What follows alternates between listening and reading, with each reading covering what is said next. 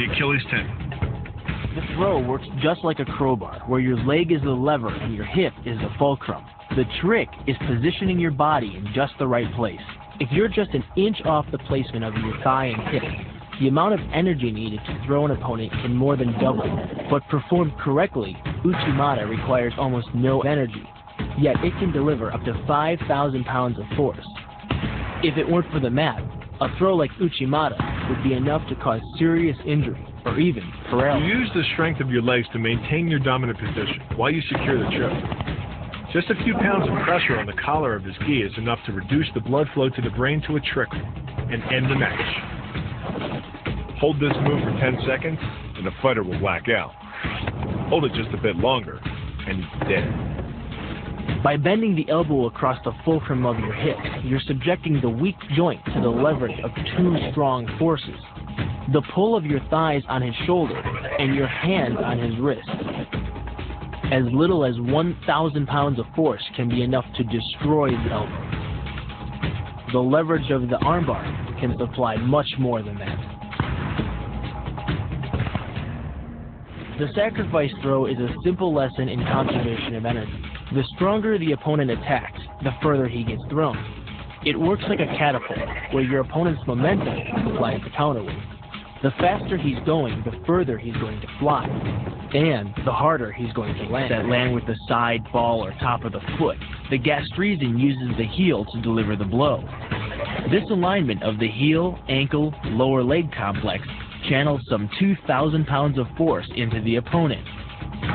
More than enough to break a baseball bat. The higher you can lift your opponent in this move, the faster he'll hit the ground. It's not just your force working against him. His acceleration due to gravity can mean his head hits the ground with a 3,500 pound impact.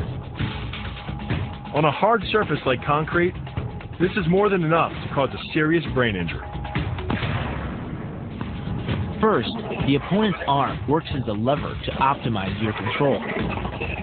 Second, your own back serves as a pivot point for the throw.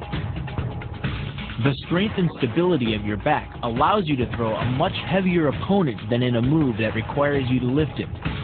This move uses your opponent's arm as a lever working against him. The greater the torque on his shoulder, the greater the pain inflicted. And exceeding the joint's normal range of motion causes more than just pain. The soft tissue, muscles, and the bone can all be seriously damaged by this pressure. The goal of this lock is to stretch the tendons at the top of the foot to the breaking point. The strongest tendons have a tensile force threshold of just over 400 pounds. Applying any more pressure than that can tear the tendons from their base or snap them in two.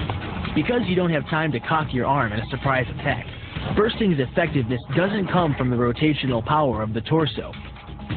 Instead, it's driven by the legs, which hurl you forward into your opponent. Both the block and the strike land with 300 pounds of force, more than enough to collapse the windpipe or fracture the delicate bones of the face. Doing the 360 defense requires you keep your body in motion at all times, using your arms to defend different angles of attack. The key is keeping your arms at an oblique angle, with your hands open and straight, so that you don't take any blows straight on. Each is deflected down the angle of your forearm, which reduces its impact. Your opponent is relying on his grip strength and outstretched arms to maintain the choke. The strength of your back and shoulder muscles is greater than the applied force of your opponent's hold, so it doesn't take much to break his grip. And the closer your hands are to your own neck, the greater the leverage. The disarm is basically a judo wrist lock and uses many of the same principles. By pulling your attacker forward as you turn, he loses his balance, giving you control of his wrist. The barrel of the gun then becomes a lever, allowing you to take the gun.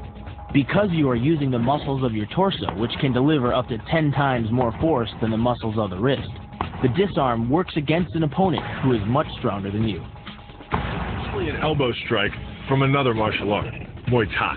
But because the metal doesn't deform on impact, like human bone, every ounce of power is channeled directly into your opponent's face. with the twisting motion of the torso generating the force, and the stiff metal of the M16 providing the impact. It's enough to shatter a cheekbone or break a jaw. The combined momentum of your forward step, the twist of your torso, and the swing of the rifle, the butt stroke can strike your opponent at over 18 miles per hour, carrying well over 550 pounds of force.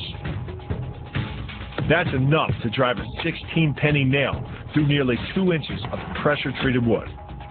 Add a follow-up slash and thrust with a bayonet, and the butt stroke becomes a real killer. But the real damage from the knee bar doesn't come from gravity.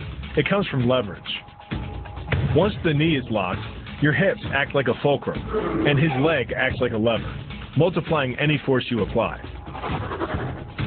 So even though the ligaments and tendons around the knee can sustain 1,700 newtons of force, the knee bar can load a lot more than that, enough to completely destroy the joint. His opponent at a location above the center of mass, while using his sweeping leg to create a tripping point, which is below his opponent's center of mass.